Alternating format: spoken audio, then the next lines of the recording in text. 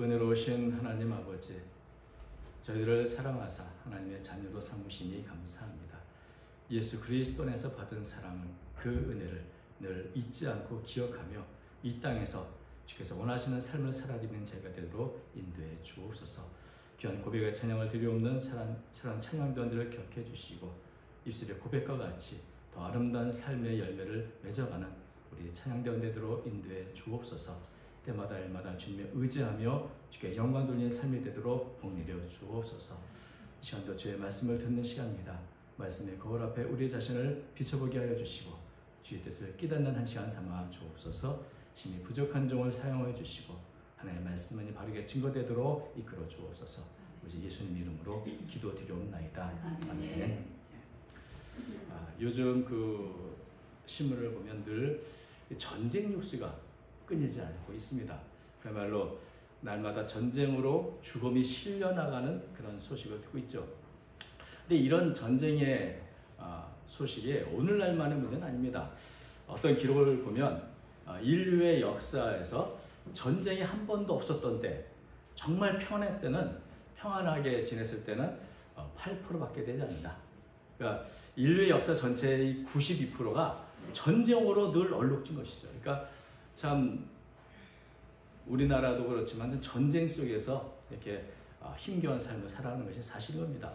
그래서 전쟁은 재난과 같습니다. 그런데 다른 재난은 뭐 전염병이든지 기근 또 자연재해는 어쩔 수 없는 것이겠지만 전쟁은 사람이 스스로 만드는 재난이죠.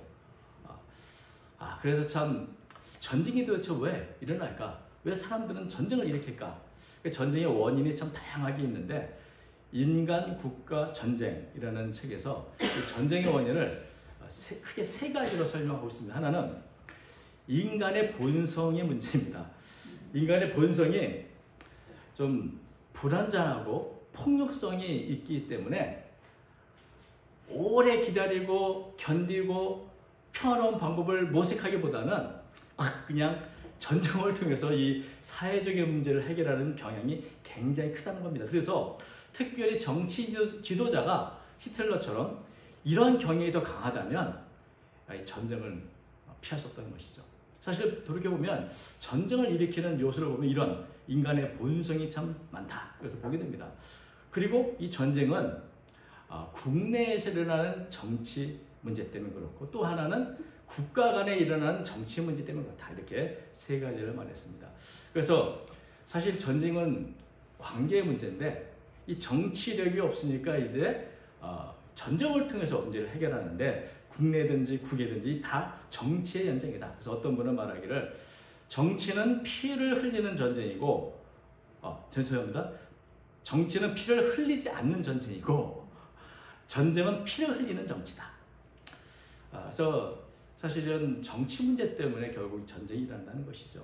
근데 전쟁이란 시작하기는 쉽지만 끝내는 게 어렵습니다. 이 우크라이나 전쟁에도 이렇게 오래 갈지 누가 알았겠습니까?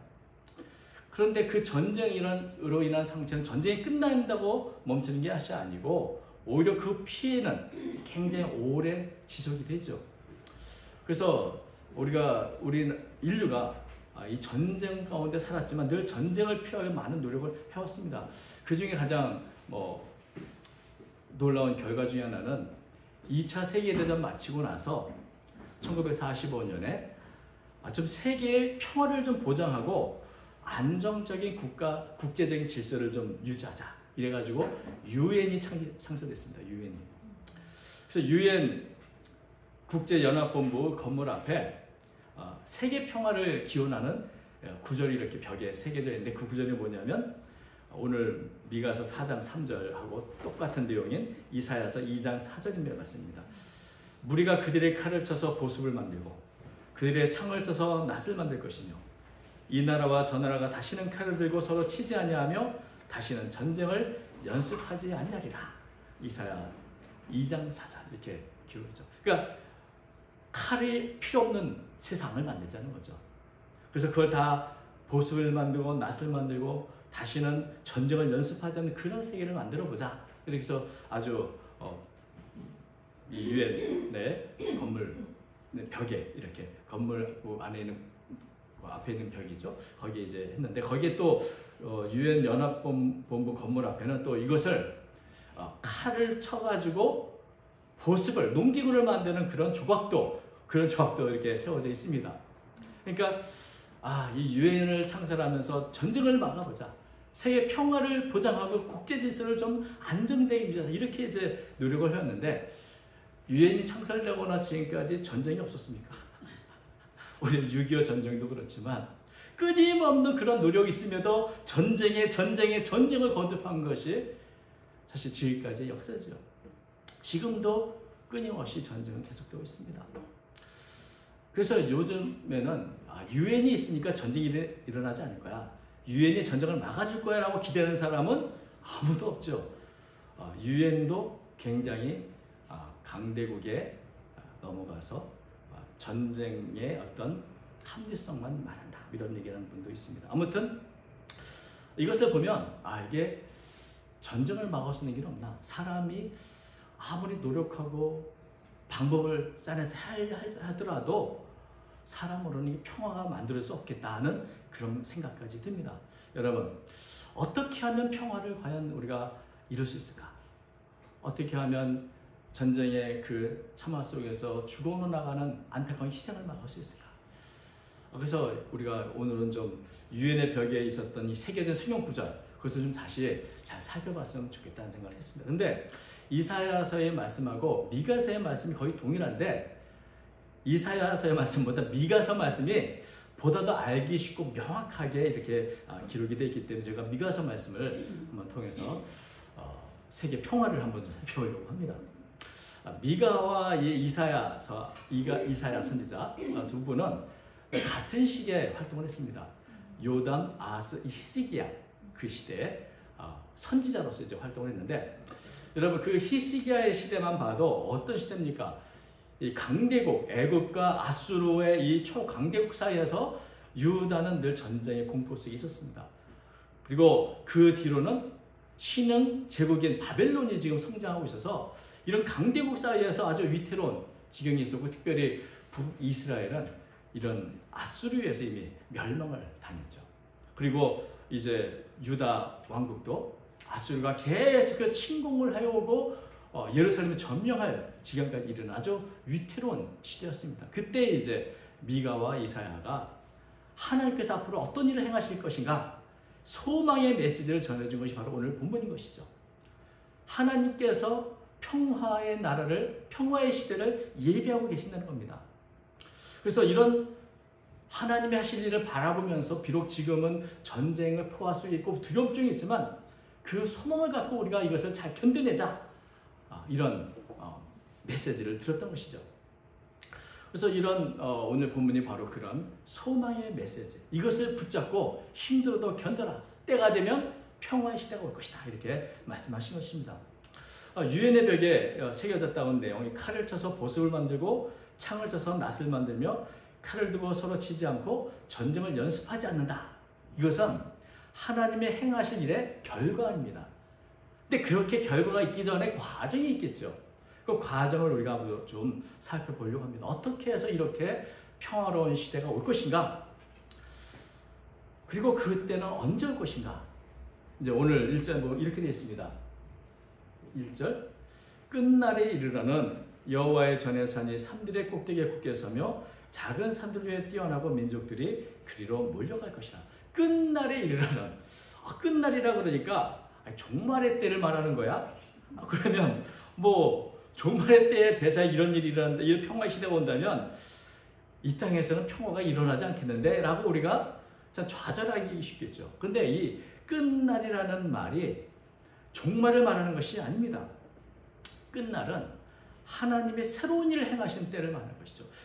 끝날에 이르는 지금 우리가 바라보는 이 전쟁과 어둠의 시대가 끝나는 날, 그 날이 이르러서 이제 질적으로 새로운 시대가 열리는 그때 이런 일이 일어나는 겁니다. 그러니까 끝날은 지금 우리가 알고 있는 이 두려움과 공포에 있는 하나님이 새 일을 하기 시작한 전, 그게 바로 끝날인 것이죠. 끝날이 이르러 이제 하나님께서 새로운 일을 행하신다. 질적으로 새로운 시대를 행하실 것이다. 여러분, 우리가 잠깐 우리 인류의 역사를 쭉 살펴보면 이전과는 전혀 다른 새로운 시대가 열릴 때가 있었습니까? 있었습니다. 예수님이 오시기 전과 예수님이 오신 이후, BC와 AD, 주님이 오시기 전과 주님 오신 이후, 이게 예수님이 오신 것을 통해서 세상이 달라졌거든요. 다시 말하면 이 끝날이 이르는 것은 메시아가 오시면 이라는 말로 우리 바꿔서 생각할 수 있습니다. 그래서 예수님을 통해서 이제 새로운 시대가 열리고, 우리가 아는 것처럼 만민이 다 성령을 통해서 심령이 변화되는, 이 악한 본성이 변화되는 그런 역사 있는 시대가 열리는 것이죠. 메시아가 오면 이런 일이 일 것이라 했는데 바로 예수님을 통해서 이제 새 시대가 열렸습니다. 예수님이 오셔서 하신 일이 뭡니까? 하나님과 우리 사이에 죄로 인해서 막혔던 담을 허물어 뿌려주셨습니다. 그래서 하나님과 우리 사이에 평화가 먼저 이루어졌죠. 에베소 2장 14절, 그는 우리의 화평이신지라 둘로 하나를 만드사 원수된 것 곧 중간에 막힌 담을 자기 육체로 시고, 예수님이 오셔서 하신 일이 십자가를 통해서 하나님과 나 사이의 원수처럼 관계가 깨졌던 것을 허물으셔서 화평을 이뤘다. 하나님과 우리 인간 사이의 화평이, 평화가 이루어졌다는 것입니다. 그리고 또 그런 말미암아 이제 오랫동안 사람들 사이에 있었던 분열, 다툼, 그것이 끝나고 다 주어나서 하나가 되는 시간이었다. 갈라디아서 3장 28절, 너희는 유대인이나 헬라인이나 종이나 자유자나 남자나 여자나 다 그리스도 예수 안에서 하나이니라. 그러니까 이전에는 민족별로 또 남자 여자 뭐 헬라인 종과 또 자유인 이렇게 막 나뉘고 갈리고 이랬던 시대가 예수님 오심으로 새로운 시대, 주 안에서 다 하나가 되는 시대, 그때 열렸던 것이죠. 그러니까 예수님이 이 땅에 오셔서 세상이 달라졌는데 하나님과 모든 사람 사이에 평화가 이루어졌고, 또 사람과 사람 사이에, 민족과 민족 사이에 분열과 갈등이 사라지는, 그래서 국가가 아니라 종교가 아니라 민족가 아니라 모든 갈등이 사라지고 하나가 되는 시대, 그래서 모든 민족이 하나님의 말씀을 따라 살고자 하는 그런 시대가 열렸다. 그래서 2절에 바로 그것을 말해줍니다. 곧 많은 이방 사람들이 감히 이르기를 오라 우리가 여호와의 산에 올라가서 야곱의 하나님의 전에 이르자. 이방 사람들이 어찌 감히 하나님의 전에 올 수 있었겠습니까? 그러나 메시아가 오고 예수님이 오시고 나서는 우리가 다 하나님의 산, 하나님의 성전에 가자. 그가 그의 도를 가지고 우리에게 가르칠 것이니라. 우리가 그의 길로 행하리라. 이방 사람들이 하나님을 알지 못했던 모든 민족이 하나님을 배우고 알고 그의 말씀대로 살겠다고 결심하는 때, 바로 이것이 예수님이 하신 일 아니겠습니까? 이는 율법이 시온에서부터 나올 것이요 여호와의 말씀이 예루살렘부터 나올 것입니다. 시온이나 예루살렘이 왜 중요합니까? 그곳에서부터 바로 메시아가 오셨고, 그곳에서부터 바로 하나님의 말씀이 오기 때문에 그런 것입니다.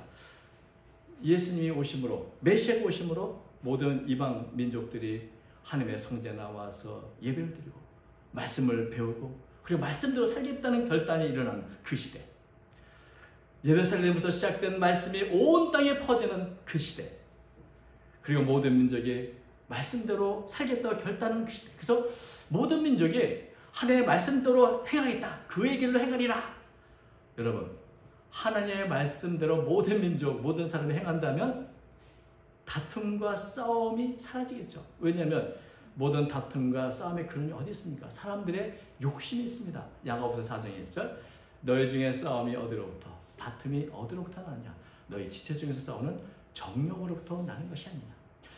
모든 싸움, 다툼, 전쟁, 이 모든 것들이 어디서부터 나오는 겁니까? 모든 국가가 자기의 이익을 유지하기 위해서, 모든 지도자가 자기의 이권을 세우기 위해서, 모두가 다 욕심 때문에 결국 전쟁과 싸움과 다툼이 일어났는데, 하나님의 말씀을 통해서 그것을 억제하고 하나님의 말씀대로 산다면, 내 스스로의 욕심과 감정이 아니라 주의 말씀을 따라 행한다면 다툼과 분열은 사라지고 그야말로 평화의 시대가 오지 않겠나 것이죠.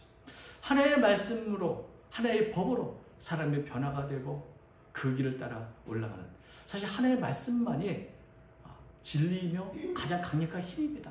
그래서 하나님의 말씀이 온 땅에 다 퍼지게 되고 모든 민족이 그 말씀대로 산다고 한다면 이제는 더 이상 칼이나 창으로 나를 이기겠다, 내가 욕심도 사겠다, 이런 것은 없어지게 되고 전쟁에 대한 무력은 다 무의미하게 된다는 것이죠. 그래서 우리가 그의 길로 행하리라, 이방 모든 민족이 하나님의 말씀대로 행하리라, 이렇게 된다면 세상이 변화되지 않겠습니까?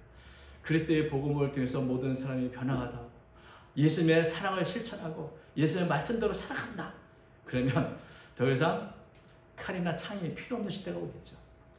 지금까지 내 욕심대로, 내 감정대로 분노와 다툼을 해서 내가 저 사람보다 더 세야지, 내가 더 강해야지, 그래서 칼도 준비하고 창도 준비하고 어떻게든 전쟁도 연습해서 이기려 했던 사람들이 하나님의 사랑 안에서 다 하나가 된다면 칼과 창이 필요 없는 세상이 올 겁니다. 그래서 하나님이 통치하시는 세상, 예수님이 다스리는 세상에는 평화가 임하는 것이죠.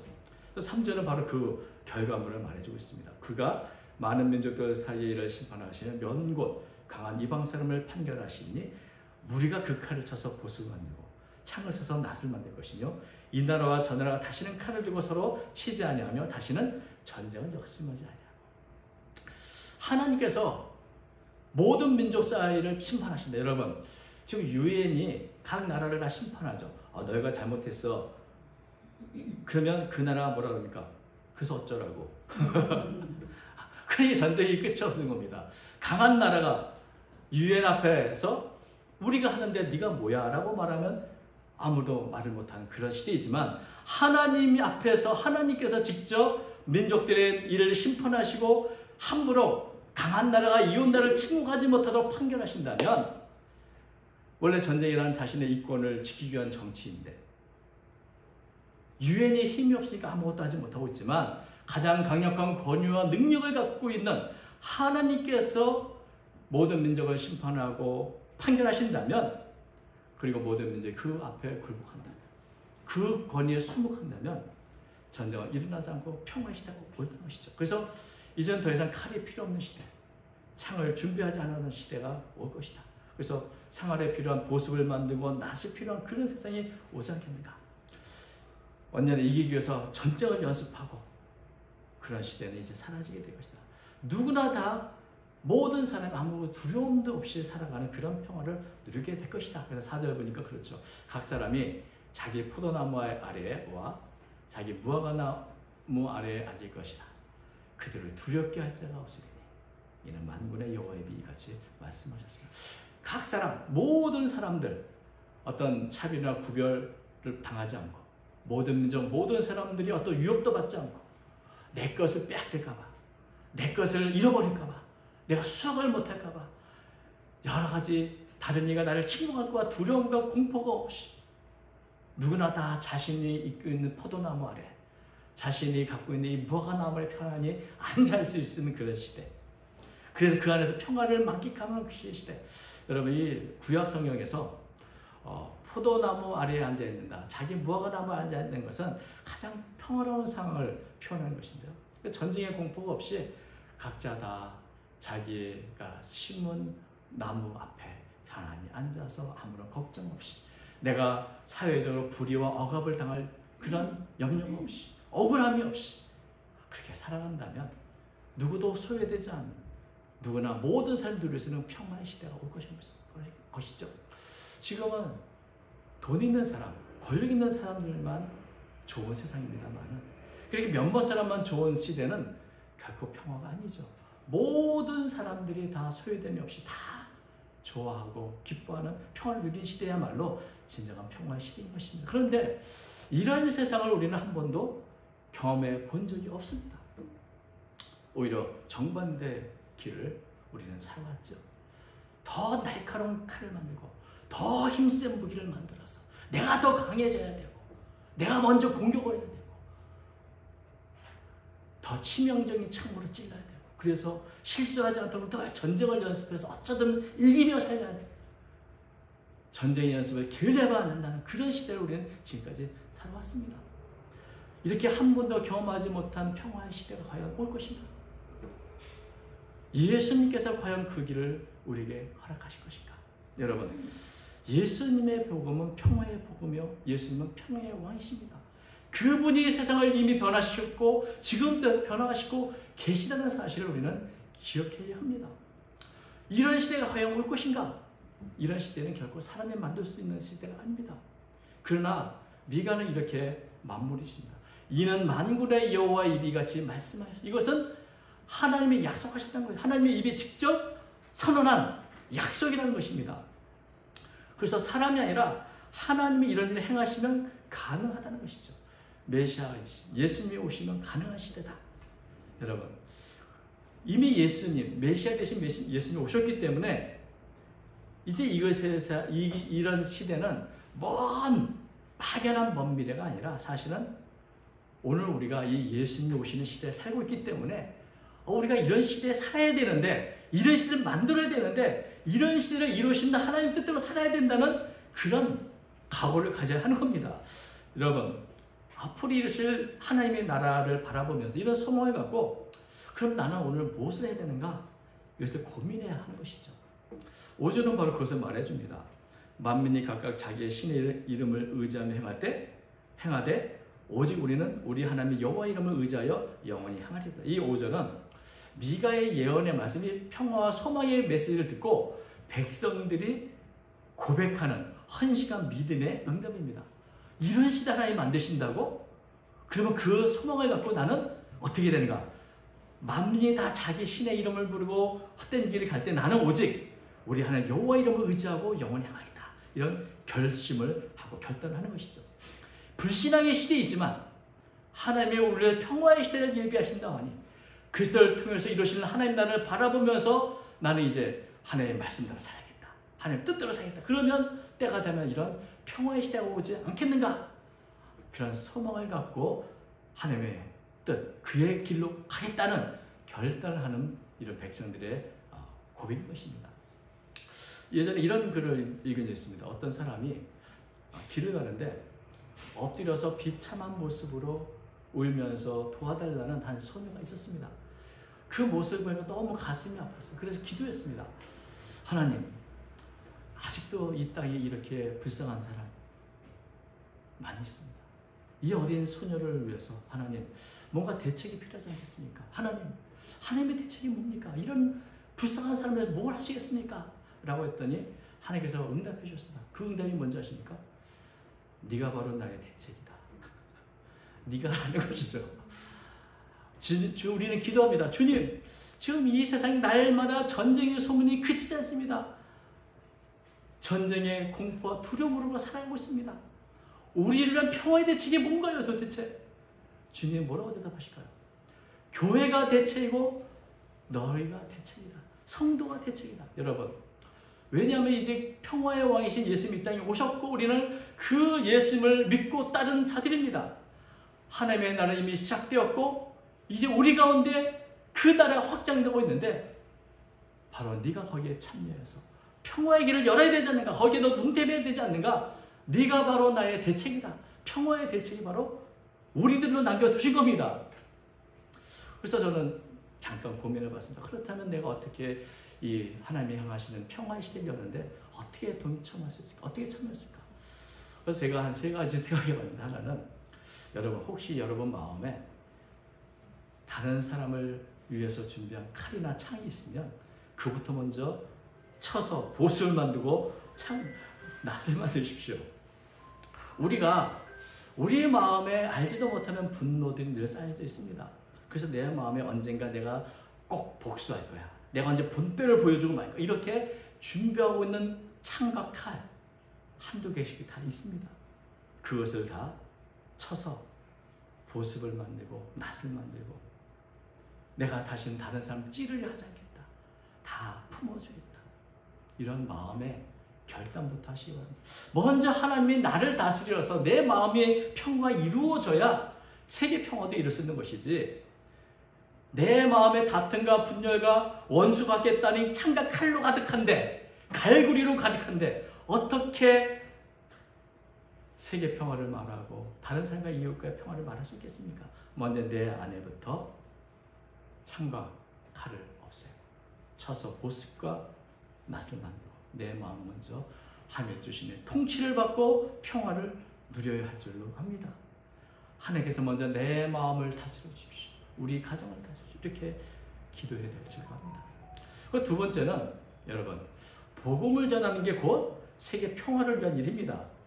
우리가, 저도 선교사에 있지만 세계 거처에 나가서 복음을 전하고 선교하는 것이 바로 그들의 영혼을 구원하는 것뿐만 아니라 그 세계를 변화시키는 것이고 사회의 변혁을 일으키는 것이고 사람을 변화시키는 일이기 때문에 이것이 바로 세계의 평화의 한 밑거름이 되는 것입니다.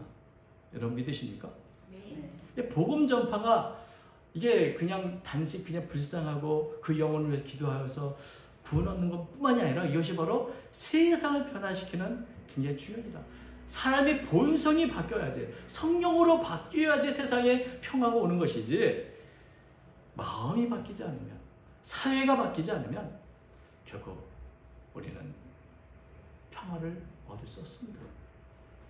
그 세 번째는 여러분, 이제부터라도 이런 원대한 세계 평화의 비전을 갖고 기도해야 됩니다. 우리가 정말 이 우리나라부터 하나님께서 하나님의 말씀대로 공의와 정의로운 사회가 이루어지도록 우리는 기도해야 되고 그 일에 우리가 조금이라도 동참해야 됩니다.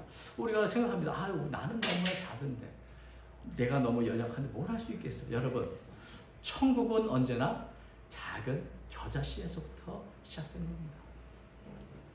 내가 할 수 있는 일, 빛을 발하는 것은 내가 지금 갑자기 광명한 천사같이 어떤 광명한 태양같이 빛을 발하려 하지 말고 내 마음의 작은 촛불이라도 켜시기 바랍니다. 그 빛이 결국 평화를 위한 빛이 되고 세상을 변화시키는 겨자씨가 되는 법입니다. 날마다 하나님의 말씀의 길을 내가 이렇게 기도하며 살아간다면 우리가 알지 못하는데 호련히 하나님의 평화의 시대를 우리는 맞이할 수 있게 될 것을 저는 믿습니다.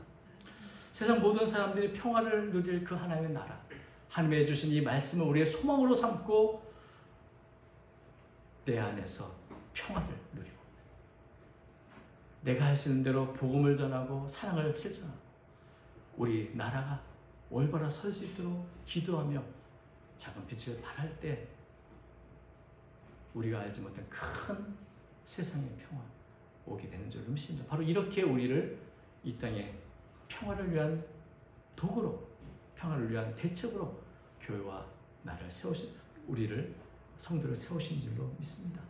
여러분, 우리 평화를 위해서 늘 기도하고 이렇게 주님의 주신 말씀, 우리 모든 민족에 우리가 그의 길로 행하리라 이런 고백이 나올 때까지 복음 전파와 세계 평화를 위해서 앞장서 그 일에 조금이나마 그 일에 참여하는 우리 모든 교회와 성도가 되시기를 주의 이름으로 축원드립니다. 기도하겠습니다. 거룩하신 하나님 아버지, 끝없이 계속되는 전쟁의 소문을 들으며 우리가 해야 할 일이 무엇인지, 주의 뜻이 무엇인지 생각합니다.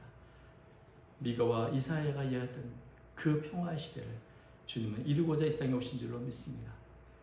우리가 평화의 복음을 전함으로, 주의 사랑을 실천함으로 우리 마음에 참된 평화가 임하고 우리 가정과 우리 사회와 더 나아가 온 세계가 주의 평화로 가득한 세계를 만들어가는 줄로 믿습니다. 주님, 우리가 내디뎌야 할 한 발을 내딛는 용기를 허락해 주옵소서.